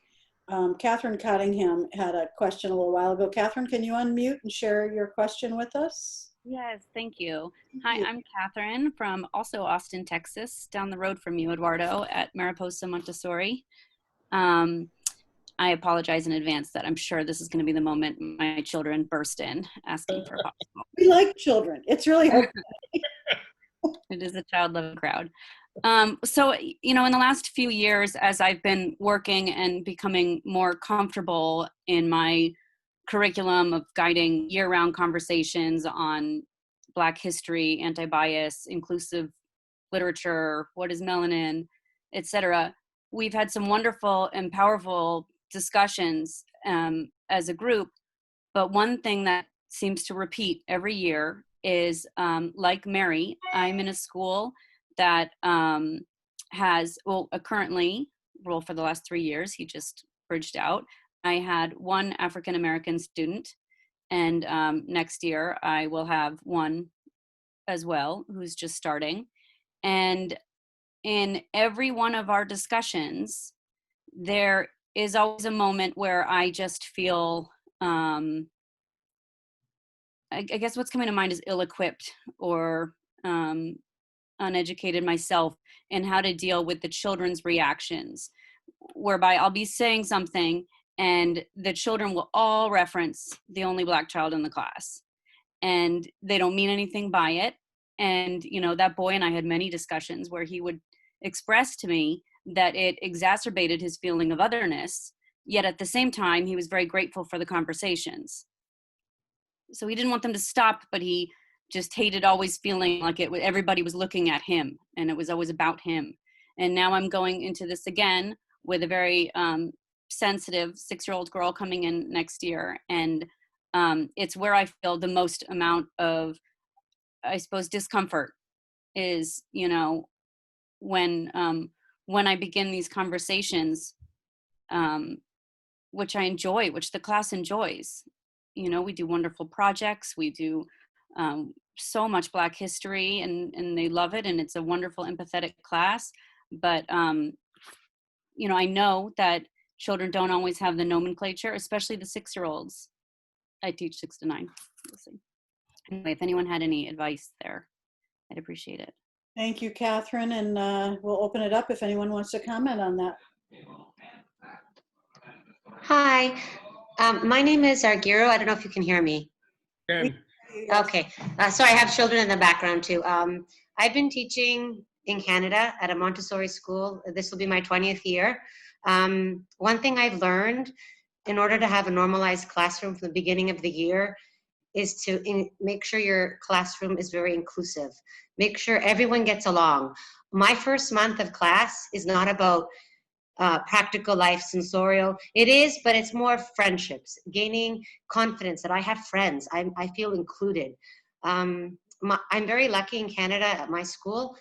We are very multicultural as teachers, as students, maybe not so much. This was the one year I think I had a child say, Miss Aguirre, he called me something. And I said, what? Right? This was during washroom time when I'm trying to watch all the children. And he's like, he said I was brown. And I was just shocked. I was like, oh my God, this is the end of the year. I shouldn't be hearing this. But I find that when children are around 5, 6, they start to realize different colors, maybe their friends might not look like them. So we did have a conversation, and I was struck because I was like, I've been gearing up to this all year so we get along, that we're all friends, girls, boys. And so I had a conversation with the children. We sat down at the peace table, we talked about it, and I brought in the parents, I brought in the supervisors, we did talk about it. And yes, I believe maybe it starts from the home, but we as educators can work on it and make children understand we are all equal, we are all special. It doesn't matter if we're a girl, if we're a boy, if we're Black, if we're white, if we're brown. It's understanding each other's culture. So this child was a Tamil boy, and he was really kind and sweet. And every day he would talk about, this is the Tamil food we ate. I would let them talk about their different types of cultures, just so the children can better understand him. And as a Greek Canadian being in Canada, I can never relate to what Black people feel. This week brought a lot of attention to what I will never understand. But I can say I have felt a little bit of racism in the past, but I just want to say I feel for you. Thank you so much for sharing. Thank you, Aguirre. I think that it's really important, even if you just have one child in the classroom who is of a different race or a different color, I think it's really important to start with the children and to start with race at the very beginning of the school year. And so we don't start with the world and then go down. We start with the child and we open it up. And we have the conversations there. And within that, we do see color. And I ask my teachers to see color because they have to understand that those children are experiencing a world in which other people do see their color, and that we want them to be able to build an appreciation for it and a pride in their color, in their race. And so we have to help with that piece by just really making sure that that they do appreciate their color and that they can own it, and that the children open up all of the questions and all of the statements that children do and children make, bring those out at the beginning, and help the children to recognize that regardless of what happens in the world, that in this space, that children are equal, and in this space, we want everyone to love who they are as they are. May I just add one thing really quickly, please? I'll be quick. This conversation that we're having, this forum, it's conversation light, okay? We're having a diet conversation right here because you can't just say everything that's on your mind, and that's understandable, right? But I can honestly say, I just want to say this quickly, is that there's crime everywhere. There's crime, there's murder in every country, in Indonesia, in Russia, in Europe, in Asia, there's crime, heinous crime taking place everywhere. One of the big things that I'm finding as a Black immigrant coming from another country, being raised in another country, coming here and then living here and seeing the difference is that the stereotypes, the truths, the baggage from the negative aspect of the Black culture tends to follow you around no matter what happened in your life. So I just want to say that, I've got to say that as a Black man, having lived here in this country for some time, you know, I've graduated college, I've tried to do my best. I have 2 kids in college, me and my wife here live in this nice little house, and we've got great neighbors and everything. But it is real. Like, it's not, I've never committed a crime. I don't do anything wrong. I drive down the street and my insurance is intact and I'm doing everything right. But the crimes of others in my community follow me, in my culture, other Black men, or it follows me around. It is literally following me on my job when I sit with people who have less education than me, and I am not looked upon for, and I promise you, I'm not complaining. I'm super happy. I've got dual citizenship. I can go back, you know, I'm good. I'm just saying that it follows me, and I've watched it creep up on me and be on my shoulder. I've seen it creep up on my children. I've seen it creep up on my wife. And I'm happy. I love everybody. I love my white brothers and sisters. I love my Indian brothers and sisters. I don't really look at it and bear any grudges, but I just want to say that it is real. It's happening, folks. Yeah. It's uniquely attached to this particular culture. For some reason, I don't know why, but the ills and crimes of others follow me. When I'm pulled over, the police are rude to me. I call them sir. I could put my hands in a praying position and they still aggravate the situation. It seems like they want, it doesn't always happen, but it happens. I just want to say that. Thank you. Yeah. And Michael, I would say that it is not just the crimes of people in your community. And I would also say that it's not simply the crimes of people of the Black race. I would say that it is a virus of racism that has been perpetuated through time, and that people have determined something about Black people, about Black men, that does follow people and labels them and affects their treatment, without a doubt. Cindy, can I have a couple, you have like 4 people with their hand up. So I'm gonna go to Eduardo first, and then we'll go to, I think it was Letitia, Sarah, and Alondra. I might be saying that wrong. So Eduardo, you're up next. Thank you, Kathy. Just in response to Michael, what you just shared, it's something that is part of our undoing our own racism and our own biases, is the, you know, acceptance of one of the subcategories within this topic, which is colorism in any culture.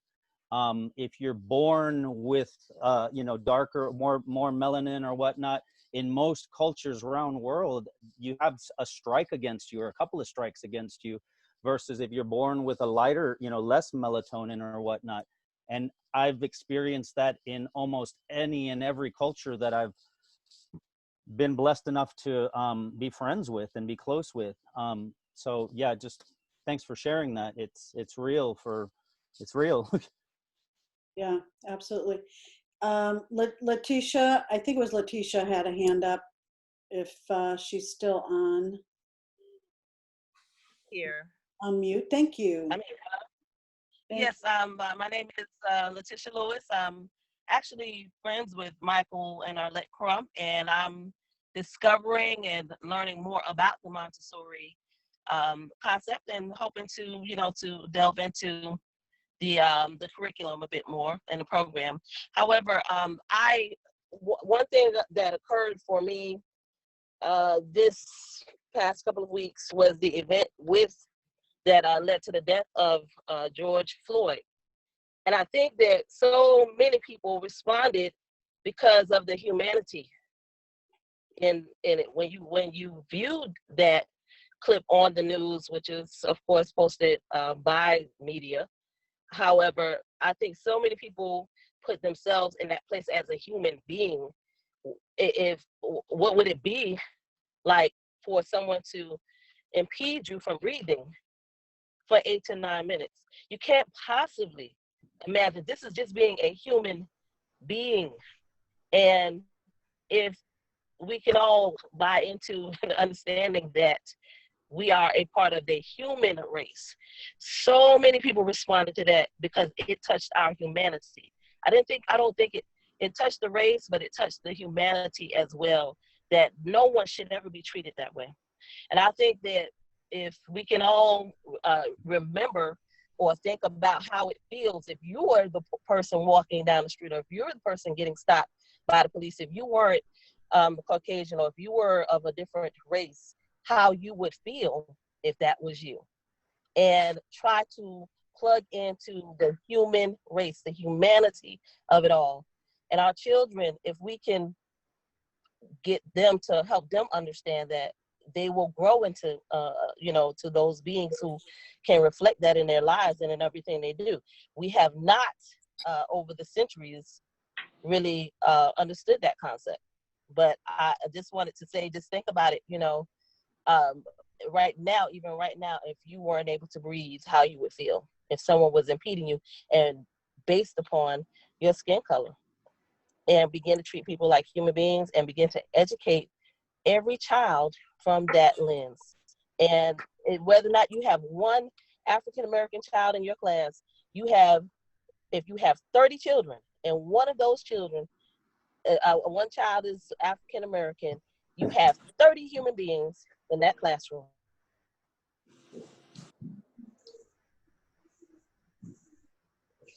Thank you, Letitia. I think she kind of froze, but certainly appreciate your comments and perspective. I think it was Sarah Prosser was up next. Sarah?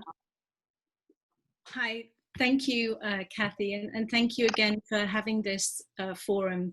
I really, really appreciate it. Michael, I'm from the same part of the world as you are, obviously from a different community. But I just wanted to share, I'm a head of school, Montessori World School in Orlando, Florida.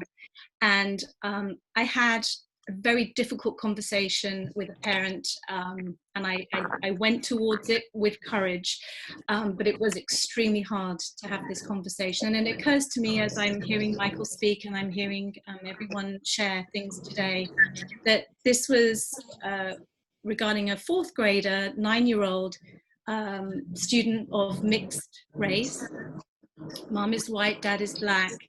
And it occurs to me that he is on the precipice of discovering that he is different.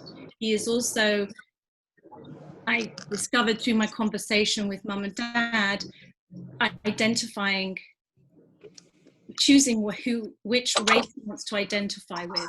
And there was an incident that happened which in the classroom between 2 4th grade boys, and it was along the lines of they were roasting each other. It's a game that they like to play. I think it's fairly typical at that age. So one child said to another, oh, you're like a piece of cheese. You look like a piece of cheese. And the comeback that the other child made to this particular student I'm talking about was, well, you look like a burnt chicken nugget. So I had a phone call from Dad, who was very upset, and said, my son has been, hurled racist slurs, and I want to talk to you. This is not the Montessori education that I believe you should be giving my son. So I invited Mum and Dad in, and we had a conversation, and we talked frankly and openly. And I think we were able to agree that the child that it was his son that made the first comment about you look like a piece of cheese, but that comment didn't upset that other child, the white child. The white child didn't see that as anything to be upset about. But when the white child said to this child, well, you look like a burnt chicken nugget, that really hurt him. And that was something that he took away, and he spoke to his mom and dad about, said, I was really upset. So we had a whole conversation. I had a conversation with the children about, you don't know what you say, how it's going to be received by somebody else. And your words do have meaning, and they do have power, and you have to understand that doesn't mean anything to you, but that doesn't mean it won't upset and hurt somebody else. And then I also had to say to this dad, I said, well, I have something else I wanted to broach with you. I felt like that conversation had gone fairly well, and we were in a good place. I felt like we were sort of trusting each other. And I said, I also need to ask you how you feel about the N-word, because your son is using the N-word and giving other students in the class permission to use the word. And Mum was very upset. I said, where I'm from, it was upsetting to me. It is a derogatory term, and I would never use it. I don't wish to hear any of my students using it. So Dad kind of smiled, and he said, well, he heard it from me. He said, when I speak to my friends on the phone, that's a phrase that we use. And I said, okay, I understand that. Thank you for explaining, the context for that word. I said, do you want your son using that word?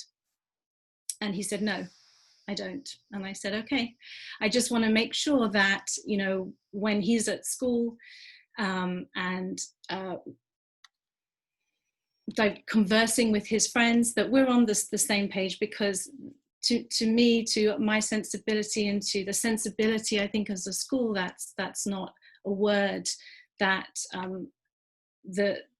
want to hear the children kind of referring to each other by. And it is very much in culture. It's in the music that they listen to. So it was just a very difficult conversation to have, but he thanked me, and he shook my hand at the end of it, and he said, thank you for having this conversation. And I just was pleased that we had it, because it wasn't easy. And I just mention it to go forward towards anything that's uncomfortable, do it, because I think ultimately it will bring about. Thank you for sharing your story, Sarah. We appreciate that. And I know we spent a lot of time. I'm going to turn it back to you, Cindy.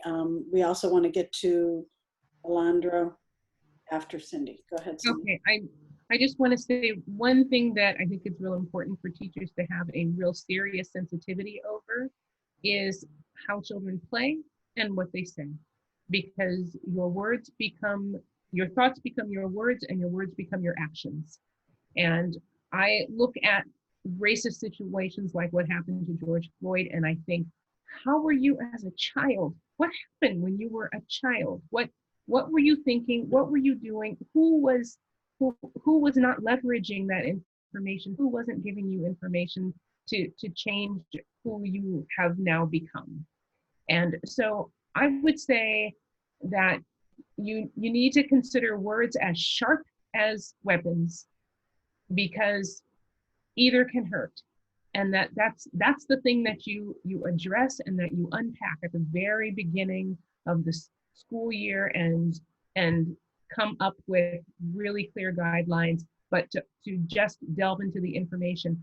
And then if you have something that is cultural, like I get what you're saying about the compatibility and the friendship use of the N-word among people of color with their comfort people, that you simply call that out for the parents so that they can know it's not a place that you use that at school, because it's not the same kind of setting and not the same situation.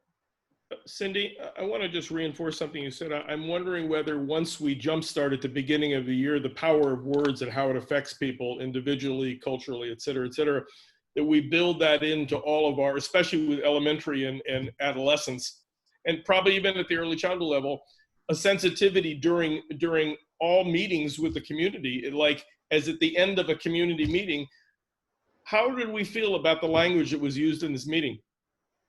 Does anybody want to acknowledge somebody for language that was respectful, that was inclusive?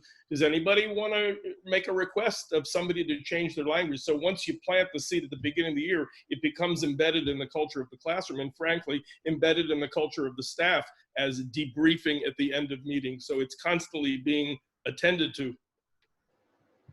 Thank you, John. Alondra.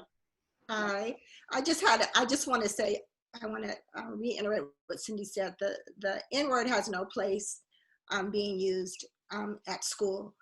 And to echo that, I would say too, as Montessorians, one of the gifts that she gave us is observation. And so when I find those types of situations where children are being excluded often happen on the play yard. So one of the things that I would really encourage teachers to do is be mindful of the conversations that are happening on the play yard. Be really mindful. My daughter has often, and my children both have often been maybe the only African-American child within a school.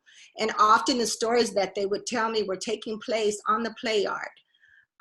And I had rules of exclusion. And so the rule for me was that if you wanted to play by yourself, you could play by yourself. But you absolutely may not exclude another from play. And it's very innocent in some respects, but children are very aware of differences, and they often will exclude children from play because of those differences. The other thing that I would really encourage directors to do is, when you're in a situation where there are a few African American students, to group them together. Studies have shown that children do better when they're with other children of color. And that goes across the board from African American to Asian. It helps. And so it's very awful to be the only child. So if there is an opportunity, if you do have children of color, to put them together. And the other thing that I would say to, I think it was Catherine, is that to bring guest speakers in, because I have one child that is really open about being different and likes being different. And I have another child who does not and would not like to be put on the spot in that way. And so I would really implore you to bring in guest speakers to have discussions so that they don't feel like they're being put on the spot in those situations. And I think that's another last thing I wanted to say is I was reading a storybook, and the storybook it was a little girl and she was mixing colors, and then like on the third page, the little girl, and I mixed all the colors together, and I got a yellow, and the color was brown. And so I really want teachers to be aware of, when you mix all the colors together, you get the color brown. And the color brown, often when you talk to really young children, it has a negative connotation. It's the ugly color. It's not the color that children want. So I make it a point to remind them of all the wonderful things that are brown. And usually when I say the vanilla bean, they're shocked, but I tell them that the vanilla bean is brown. I remind them of chocolate, and that the earth that nurtures everything is brown. So it's really important that we're aware of the connotation that comes from the color brown. And I think probably with the student, Sarah, that's what it was, because it's, and I even just recently did a penny polishing activity, and, I had to be mindful of, I heard some parents saying, oh, it's dirty. You need to, and so I had to talk about what a patina is and explain to them that actually when coins have that, actually more valuable, but it's really about how we change the language that we use, and we are mindful of that. And that's all I want to say. And I want to thank everybody because this has been great. Thanks, Alondra. Alondra. We have Andy Wilco's next, and then I think we're going to try to wrap up. We've kept you all a long time. This conversation could go on for a very long time, and it will. And I'd like to acknowledge Michael's characterization of racism light as far as our conversation. I think that we acknowledge that and acknowledge that we're just starting our conversation, and that we really wanted to give as many people a voice to it as we could. And there'll be, Cindy, if you could unmute, if you're not, we'd love to hear from you as well. Thanks, Kathy. So first of all, I do want to acknowledge that this is a tremendous step forward that IMC is taking. And I especially want to thank Dr. Cindy Acker for taking the lead on it. It is hugely important work. And like you just said, Kathy, this is just a beginning. This has to be the first of so many conversations. What I wanted to address was this idea of our own bias, right? The spiritual preparation of the teacher. This is what I talk about the most often. For those of you who know me, you'll be very familiar with this. The spiritual preparation of the teacher is very much like anti-racist work. It is about putting ourselves in a position of being a learner. It is about putting ourselves in the position of being humble and of listening. And we often make the mistake of thinking that it is work that happens in isolation because it is mostly internal. But it does not happen in isolation. It happens, and Dr. Montessori said this, when we can hear what people are telling us about our work. And so, you know, when Arlette Crump was speaking, I had this thought, because what you said about how we learn to follow the child, it kind of dropped a coin on me that to become an anti-racist, we, people with white skin, have to learn how to follow people who do not have white skin. And that is the hardest part, because those of us who have white skin are used to being heard. We're used to being listened to. We're used to being important in the room. And now it's time for us to take that step of following, letting the people who are being targeted right now in the US, Black people, to take the lead. We have to follow their lead now. I think that is absolutely crucial, and it does not happen in isolation. We have to be in community. Those of us with white skin need to listen to other people with white skin who have been doing this work, and we have to talk to each other. But we have to listen to the people with Black skin right now in the US, and we have to hear what they're saying. We have to listen to their stories, and that is how you're going to get rid of your bias. It's not by meditating. It's not by going inwards. It's by listening to the people with lived experience. So that's really what I wanted to say, and thank you for the opportunity to do that, Kathy. Andy, thank you so much. I couldn't agree more. This is really about listening, and we hope that we've opened that opportunity up today, and we understand there is so much more listening and so much more work to be done, both internal and organizationally and nationally. Cindy, I would like to give you our final word, and Cindy, I thank you again, privately and publicly, for your leadership and your willingness to help us and lead us forward in this important work, essential work. Thank you. Absolutely. I just want to end by saying that it has been an interesting thing for people to have had their feelings come up based on what they saw. And it's a difficult thing to see things that are not happy and not pleasant. But things that are not pleasant are being experienced by Black people all of the time, every day. And so if it takes that for you to stay sensitive, then I encourage you to look at like the movie 12 Days a Slave, which is a difficult movie to watch. But to understand the plight of people who are being oppressed. And then to do the work. And so we're calling ourselves out at IMC, and we're saying we're going to start with us, and we're going to do our work, and we're going to keep doing our work until we know that we have made a shift. And so I invite you, if you know, not out of the energy of the moment, but if you know that you can assist us with this work, please contact Kathy and let us know, because I'll hold you to it if you're really saying that you're going to do it. And if not, be a part of it and do the work with us, because we're going to be doing individual, not one-on-one, but we're going to be doing the personal work for everybody. We're going to invite people to do their own personal kind of work so that we all are doing our work, and then to show you how we can cross into the classroom and into our teaching, into our internship programs, and into our systemic structures. And so I invite you, if you know that you can do it, be with us. If you know that you can benefit from the work, let us know that, because then we'll all be doing this together, and we won't stop until we know that we've set aside a world that children can enter into. The world is getting browner, and so our children are going to face racism until racism is no longer a thing. And our work is to make that happen. Thank you, Cindy. Thank you so much for being here and joining us. Yeah, thanks to everyone for joining us, and thanks to our IMC board also for the support and the willingness to expose ourselves from the inside out.